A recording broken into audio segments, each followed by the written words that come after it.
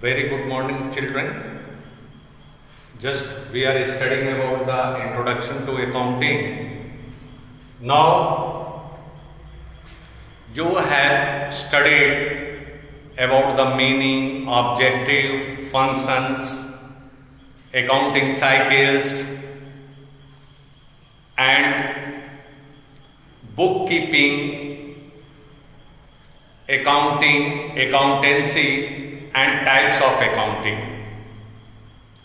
Now, just we are going to study as today the users and advantage of accounting.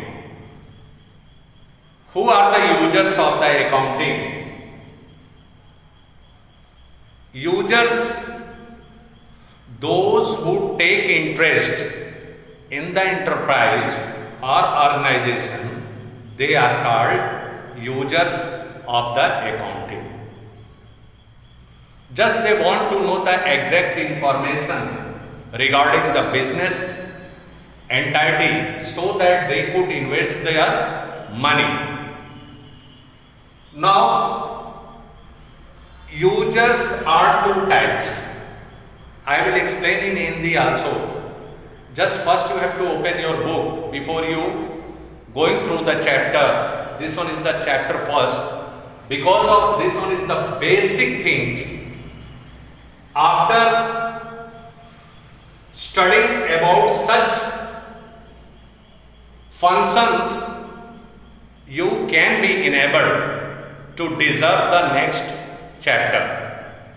Otherwise, you can't do so. So remember, be careful and try to observe the fact whatever being explained in your class in this video. Introduction to accounting. Who are the users of the accounting? All the stakeholders, those who have a stake in the entity or the organization or the enterprise, they are called users. मतलब इसको use कौन कौन करते हैं? जो आपके व्यवसाय में, जो आपके ऑर्गेनाइजेशन में, जो आपके एंटरप्राइज में, फर्म में दिलचस्पी लेते हैं, इंटरेस्ट रखते हैं, उन्हीं को यूजर्स कहा जाता है कि आपके व्यवसाय को यूज करते हैं। ये दो तरह के होते हैं। एक होता है इंटरनल यूजर्स, दूसरा होता है एक्सटर्नल यूजर्स। ध्यान रहे, internal users just they have also stake in the organisation. वो तो बहुत महत्वपूर्ण रूप से अपने व्यवसाय के अपने सारी इंफॉर्मेशन, सारी सूचनाएं एकत्र करते हैं। वो कौन कौन हो सकते हैं इंटरनल यूजर में? Such as owners and management. जो ओनर्स होते हैं अर्थात the person who own the business, that is called the owners. All the capitals, contribution and everything invested by the owners. The capital, the money invested or the capital invested in the organization, they are called the owners of the business. तो आप तो ये जानते ही है भाई, जो पैसा लगाया है उसका तो इंटरेस्ट होगा ही, ताकि उसका पैसा डूबे मत और उसका व्यवसाय सही रूप से फंक्शन करे। तो ये आपके कहलाते हैं इंटरनल यूजर्स। उसके बाद मैनेजमेंट, प्रबंध तंत्र। Just the members who manage all the operation and activities of the business, keeping on control, maintaining planning, how to control, how to direct the workers, and what are the function and operations of the business, they control, they manage, they are called the management. These are the internal users. Now come to the external users.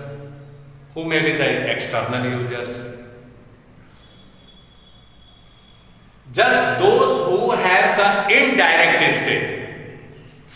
Internal user having the direct interest in the business, they are called internal user, and external users having the indirect interest, they are called the external users. ध्यान रहे, ये प्रत्यक्ष रूप से जुड़े होते हैं।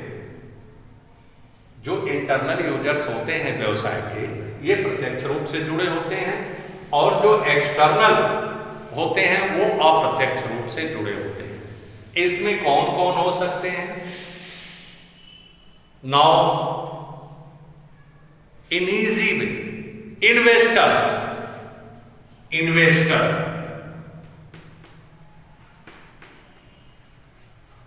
After getting all the information, just the organization in strong position, the investor take interest in such organizations and invest their money. Investor होते हैं जो अपना पैसा आपके फर्म में या आपके व्यवसाय में निवेश करना चाहते हैं, इनको कहा जाता है इन्वेस्टर्स। लेंडर्स, लेंडर्स एक वर्ड है, who lends the money. Lenders means होता है जो आपको, आपके व्यवसाय को, आपके ऑर्गेनाइजेशन को ऋण प्रदान करते हैं। यदि जरूरत होती है, इनको महाजन कहा जाता है। अगर जो जरूरत होती है तो कैपिटल की या अन्य चीजों की व्यवस्था करते हैं आप। लेंडर्स हो गए। एम्प्लॉइज, एम्प्लॉय भी एक्सटर्नल यूजर्स होते हैं। वो भी चाहते हैं कि हमारा ऑर्गेनाइजेशन, हमारा व्यवसाय, हमारी संस्था सही रूप से चलती रहे, ताकि हम हमारा जो काम है वो सुचारू रूप से चलता रहे, हमारी रोजी रोटी चलती रहे। तो वो भी एक्सटर्नल यूजर्स होते हैं ऑर्गेनाइजेशन के। Debtors, creditors, creditors, those who supplied the raw materials and the goods and services to the organization, they are called the creditors. तो ये creditors भी जो होते हैं, ये भी आपके व्यवसाय में एक्सटर्नल यूजर के श्रेणी में आते हैं। डेटर्स होते हैं, देनदार होते हैं, लेनदार होते हैं। And government, government also take interest in every organization. Those are public or sole proprietorship or partnership or company. सरकार भी जो है इसमें इंटरेस्ट लेती है। Whatever the rules and regulation, such information are gathered by the accounting process. इसीलिए accounting करना ये एक तरह का लीगल एविडेंस हो जाता है। और whether the financial performance is strong, financial position is strong, all the external users take interest in the organisation and they invest the money, whether requirement of the need of the money, the lenders arrange the money. आप देखते हैं, आप जानते भी हैं, यदि आपका position, आपका आर्थिक प्रदर्शन समाज में बेहतर है तो आपका कोई भी काम रुकता नहीं है। आपको पैसे की व्यवस्था करनी है। अगर जो आपके पास नहीं है तो आपको लेंडर्स भी मिल जाएंगे, और बहुत सारे लोग आपके व्यवसाय में निवेश करना पसंद करेंगे। तो ये सारी चीजें संभव होती हैं अकाउंटिंग इंफॉर्मेशन के द्वारा, जिसको कहा जाता है AIS system, accounting information system. In the lack of information nobody can invest the money, nobody is ready to lend the money to the organization, remember। तो ये आपके इंटरनल और एक्सटर्नल यूजर्स हो गए। अब आइए हम आपको बताते हैं एडवांटेज क्या होता है अकाउंटिंग का, लाभ क्या होता है, इसका क्या इंपॉर्टेंस है। पहले पॉइंट में helpful in business management by having the systematic record, by gathering, by collecting all the information, collecting all the information through the accounting process, the management can plan for the future, and he also takes the decision how to control, how to plan।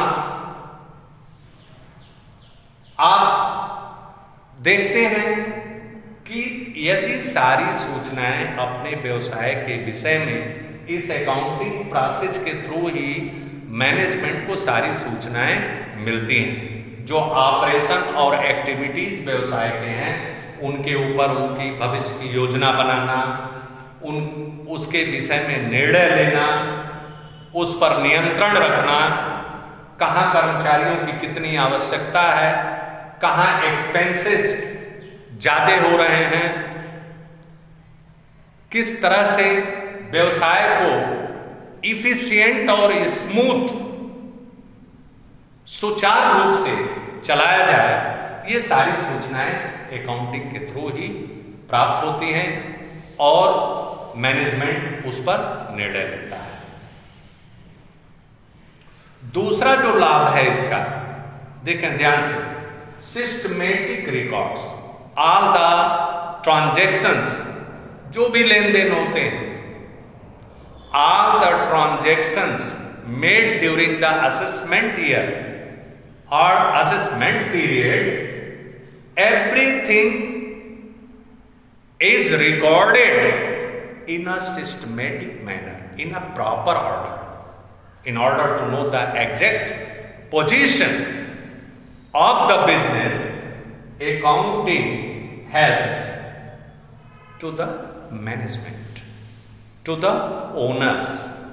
आप देखते हैं कि अगर जो सही ढंग से record रखा गया है, सब कुछ सारी सूचनाएं अकाउंटिंग के थ्रू ही प्राप्त होती हैं और ये सिस्टमेटिक मैनर में सारे रिकॉर्ड को रखता है। सो keeping the systematic record, it also helps profit and loss by preparing the financial statement, just keeping the systematic record of all transactions, we can ascertain the profit or loss of the business enterprise। Remember, जब सारी सूचनाएं सही ढंग से, सारे transactions का record सही ढंग से रहेगा बेटा, तो क्या होगा, हम प्रॉफिट और लॉस को सही तरीके से जान पाएंगे। Financial position, profit and loss क्या होता है, because of that it was explained, again I am telling you, just the accounting is based on some certain principle and rules। एक नियम और एक सिद्धांत के ऊपर आधारित होता है, जिससे आप फ्रॉडुलेंट प्रैक्टिस या अनफेयर ट्रेड प्रैक्टिस को प्रिवेंट करता है, ये उससे प्रोटेक्ट करता है आपके ऑर्गेनाइजेशन को, धोखाधड़ी कम होती है और बहुत सारी चीजें, बहुत सारे लाभ हैं इसके। कुछ हम मेन थीम आपको एक्सप्लेन कर रहे हैं और इसके तहत यदि आप इमेजिन करेंगे, आप क्लास में जुड़िए, आप लाइव क्लास चलता है इसका, 12:45 से और 1:15 तक, उसमें जरूर आप जुड़े। ये आप ही लोगों के लिए है, यही चीज मैं लाइव क्लास में भी बताऊंगा। Systematic record profit and loss by preparing the profit and loss account, the owners and the management is able to know the exact figure of the organisation. Financial position, how is it calculated? By preparing the balance sheet. Balance sheet आर्थिक चिट्ठा, उसको बना करके हम अपने व्यवसाय का financial position भी प्राप्त कर सकते हैं। Financial position means how many assets, how much assets the organization has, how much liabilities the organization has, संपत्तियां कितनी हैं, हमारे बैंक में कितना पैसा है, हमारा कैश फ्लो स्टेटमेंट कैसा है, हमारे कैश कितना है, हमारी लाइबिलिटी क्या क्या है, हमारे कितने क्रेडिटर्स हैं, हमारी कितनी कैपिटल है। इन सब सारी चीजों को आप फाइनेंशियल पोजीशन, बैलेंस शीट के द्वारा अपने फाइनेंशियल पोजीशन को भी जान सकते हैं। लीगल एविडेंस,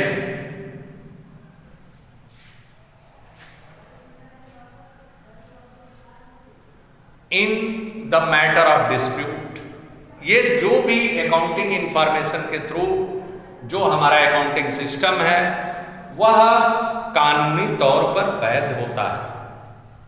यदि कहीं कोई जरूरत पड़ती है उसे सरकार भी मानती है, सभी लोग, टोटली लीगल एविडेंस होता है।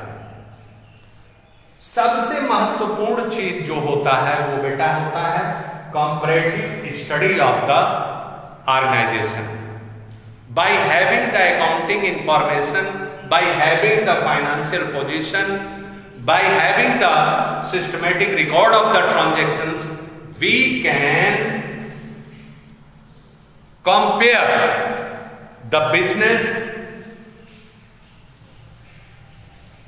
ईयर टू ईयर, एक साल से दूसरे साल, दूसरे साल का तीसरे साल, ऐसे करके हम उसका तुलनात्मक अध्ययन कर सकते हैं। हमारा whether our organisation in growth और डी ग्रोथ, कि हमारा ऑर्गेनाइजेशन ग्रोथ में है कि डी ग्रोथ में है। ये छोटा छोटा वीडियो है, आप इसे ध्यान से देखेंगे, आप इसे ध्यान से पढ़ेंगे तो निश्चित तौर पर किताब आपके सामने होगी और इस लेक्चर को सुनेंगे through the topic, you can deserve all the fact. अगर जो ये चीज आप जानते रहेंगे तो आगे जो न्यूमेरिकल्स मिलेंगे आपको, अभी हम अकाउंटिंग प्रोसेस आपको बताएंगे, कैसे ट्रांजैक्शंस को रिकॉर्ड किया जाता है, कैसे लेजर में पोस्ट किया जाता है, कैसे जर्नल में किया जाता है, सारे गोल्डन रूल्स कॉमर्स का मैं आपको बताऊंगा। लेकिन ये छोटे छोटे पार्ट में हम आपको इसीलिए बता रहे हैं कि पहला दूसरा इंट्रोडक्शन टू अकाउंटिंग ये बहुत महत्वपूर्ण होता है। इसका ज्ञान होना चाहिए कि ये किस चिड़िया का नाम है। अगर आप पढ़ते नहीं हैं, बच्चे क्या करते हैं, गलती कहाँ कर जाते हैं कि सीधे कि जल्दी से न्यूमेरिकल आ जाए और उसको हम सलूशन बनावें, ये सब किताब से पढ़ लेंगे। किताब से पढ़ने से नहीं आता है। जस्ति नास्ति स्वयं प्रज्ञा शास्त्रम तस्यम किम करोति शः। जिसके पास स्वयं का ज्ञान नहीं होता है, शास्त्र उसका कुछ नहीं कर पाता है। मोटी मोटी किताबें रखने से नहीं होता है, आपको उसे पढ़ना पड़ेगा, एक एक शब्दों पर ध्यान देना होगा। और भी सारे एडवांटेज हैं इसमें, आप ध्यान देंगे कि ये प्रोटेक्ट करता है किससे, fraudulent practice, unfair trade practice. न तो ऑर्गेनाइजेशन न कोई एम्प्लॉय धोखाधड़ी नहीं कर सकता, उससे भी प्रोटेक्ट करता है, प्रिवेंट करता है, रोकथाम करता है उसके ऊपर। और भी बहुत सारे हैं। ये helpful in partnership accounting, partnership accounting जब पढ़ेंगे आप 12th में जाकर के, उसमें भी सहायता करता है। और भी बहुत सारे इसके लाभ हैं, जैसे आप टाइप्स ऑफ अकाउंटिंग में पढ़े, फाइनेंशियल अकाउंटिंग, मैनेजमेंट अकाउंटिंग और सारे अकाउंटिंग्स के विषय में पढ़ा आपने। तो एक टैक्स अकाउंटिंग भी, अगर जो आप प्रॉफिट एंड लॉस अकाउंट कितना आपने कमाया, तो ये हेल्पफुल होता है असेसमेंट ऑफ टैक्स लायबिलिटी के लिए। टैक्स के लिए भी असेस कर सकते हैं अगर जो आपका सारा रिकॉर्ड सिस्टमेटिक है, सही ढंग से आप सर्टेन रूल और प्रिंसिपल के ऊपर इसे आप बनाते हैं। That's all for the day.